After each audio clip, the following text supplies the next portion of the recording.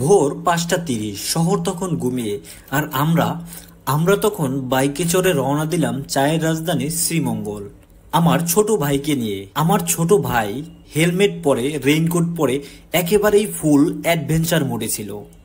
সোজা কথা বলতে আমরা তখন শ্রীমঙ্গলের পথে। প্রকৃতি আমাদের জন্য ওয়েলকাম ড্রিঙ্কস হিসেবে পাঠিয়েছে বৃষ্টিকে। এর ফলাফল হিসেবে ঠিক দুপুর ১২টার একটু আগেই আমরা গন্তব্যে পৌঁছাই। বাইকে পানি, গায়ে পানি এবং মনেও পানি পানি ভাব ছিল। সেখানে পৌঁছে সকাল এবং দুপুরের খাবার আমরা একসাথে খেয়ে নিলাম। এরপরেই আমাদের গন্তব্য ছিল ভারতের বর্ডার। শ্রীমঙ্গল শহর থেকে মাত্র ১১ কিলোমিটার দূরে। ওই যে দূরে যেটা দেখতেছেন ওটা ভারতের ক্যাম্প। কিন্তু দুঃখের কথা হলো বৃষ্টির কারণে ভিডিওটার রেজলিউশন একেবারেই যায় অবস্থা। এখানে আমরা অনেকক্ষণ ঘুরে ঘুরে দেখলাম এবং অনেক মজা করলাম। এরপরেই আমরা যাত্রা শুরু করলাম মাধবপুর লেকের দিকে। লেকটা দেখতে এক কথায় মাথা ঘুরে গেল। মানে রোমান্টিক না, বাস্তবেই চোখের সামনে একটা স্বপ্ন। আর লেকের পারে পা রাখতেই দেখা পেলাম কয়েকটি খাসিয়া আপুর। এখানে চা পাতা ভর্তা, ও মাই গড! চানাচুর, পেঁয়াজ, মরিচ, রসুন আর চা পাতা, এই জিনিসগুলো হাতে পিষে একটা কায়দায় বানায়।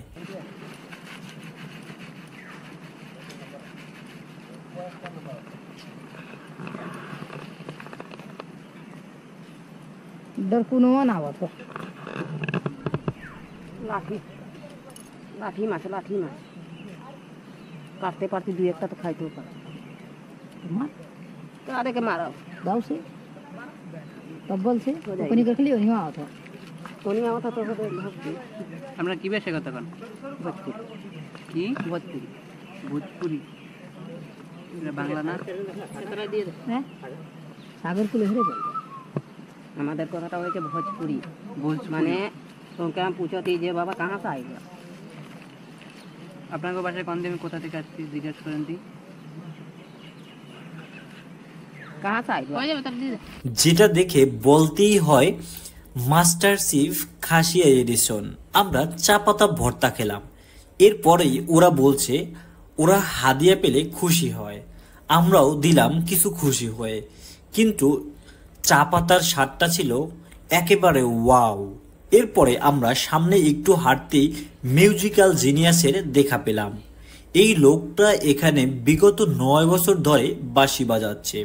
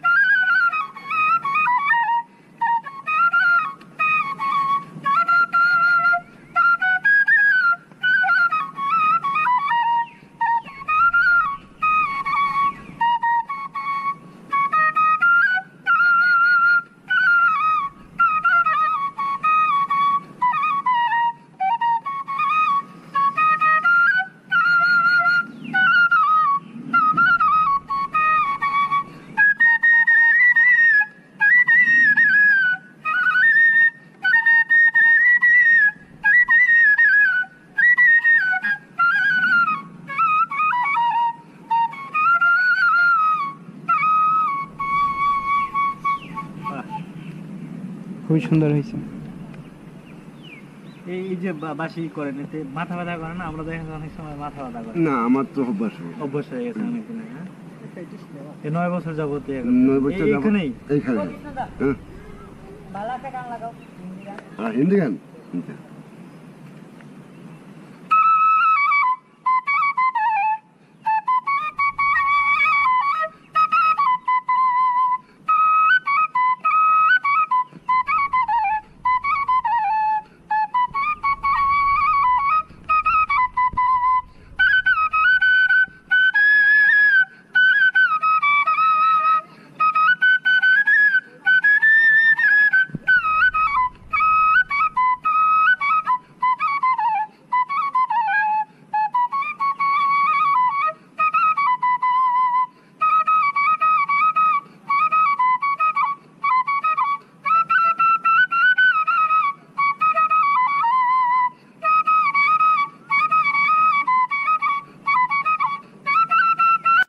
শুধু বাঁশিই না, সাথে সাথে মানুষের মনও বাজাচ্ছে। আর এখানেও পর্যটকরা খুশি হয়ে তাকে সবাই হাদিয়া দেয়। তবে আপনার বিশ্বাস নাও হতে পারে, এই লোকটা প্রতি মাসে হাদিয়া পেয়েই ইনকাম করে 50 থেকে 60,000 টাকা। আর লোকটার স্কিল শুধু সে ভালো বাঁশি বাজাতে পারে। এই জন্যই বলি ভাই, আপনি যদি যে কোনো একটা স্কিলের উপরে নিজেকে তৈরি করতে পারেন, তাহলে সেটাই হতে পারে আপনার খুব ভালো একটা কেরিয়ার। তার সুর শুনে শুনে মনটা শান্ত হলো। এরপরেই আমরা পাহাড়ের উপরে উঠে গেলাম পুরো লেকটার ভিউ উপভোগ করার জন্য। আমরা প্রায় দীর্ঘ সময় নিয়ে পুরো লেকটার ভিউ উপভোগ করলাম। এরপরে আমরা অন্যান্য টুরিস্ট স্পটগুলো বাদ দিয়ে সরাসরি আমাদের এই আশেপাশে এলাকাগুলো উপভোগ করার জন্য গাড়ি নিয়ে রওনা দিলাম। আমরা যতই সামনে যাই সৌন্দর্য আরও বাড়তেই থাকে, একেবারে প্রেমে পড়ার অবস্থা। এমন একটা সময় হালকা বৃষ্টি, মেঘে ঢাকা চারপাশ, দুপুর 1টা হলেও এই সময়টাতে মনে হচ্ছিল সন্ধ্যা হয়ে গেছে। পুরো একটা অন্ধকার অন্ধকার মেঘের ভাব ছিল। আমরা পুরো এলাকাটি অনেক সময় নিয়ে ঘুরে দেখার পরে এরপরে গতি নিলাম রাবার বাগানের দিকে। সেখানে আমরা রাবার বাগানের প্রকৃতিগুলো উপভোগ করলাম। গাছের ফাঁকে ফাঁকে যেন প্রকৃতি নিজেই কবিতা লিখে রেখেছে। আর এরপরেই লাল টিলার পালা। তবে লাল টিলায় আমরা খুব বেশি সময় পেলাম না। এখানে আমরা অল্প সময় ধরে দৃশ্যগুলো উপভোগ করে এখান থেকে আমাদের বিদায় নিতে হচ্ছিল। এর কারণ হিসেবে আমাদের মনে হচ্ছিল সময় যেন খুব দ্রুতই পালিয়ে যাচ্ছে।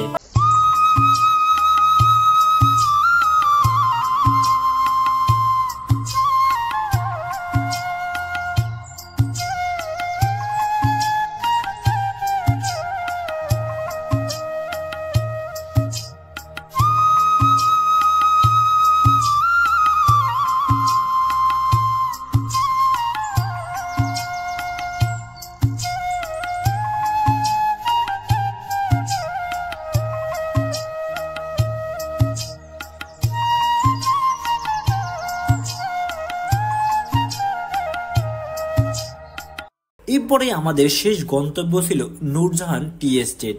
এটা এমন একটা জায়গা দেখে মনে হচ্ছিল এখানে আমরা জনম জনম ধরে থেকে যাই, কখনোই ফিরে না গিয়ে এখানেই ঘর তৈরি করে থেকে যাই। চা বাগান, পাখির ডাক আর বাতাসের ছোঁয়ায় মনটা একেবারেই শান্ত। আর এই দৃশ্যগুলো উপভোগ করতে করতে সূর্য একেবারেই ডুবে গেল। আর এর সাথে সাথে আমরাও রওনা দিলাম ঢাকার পানে। কিন্তু হৃদয়ে রেখে গেলাম একটা অসাধারণ অভিজ্ঞতা। যাই হোক, ট্রিপটা ছিল শুধু একটা ট্রিপই না, এটা একটা গল্প, একটা আবেগ এবং একটা স্বপ্ন ছিল। আর একটা কথা বলতে পারি, কখনো সুযোগ পেলে অবশ্যই আপনারা এখানে চলে আসবেন। এই জায়গাগুলোর সৌন্দর্য কখনোই আপনি ক্যামেরা দেখে বুঝতে পারবেন না। এখানে এসে আপনাকে চোখে দেখে আপনার হৃদয়ে গেঁথে নিয়ে যেতে হবে এই সৌন্দর্যগুলো।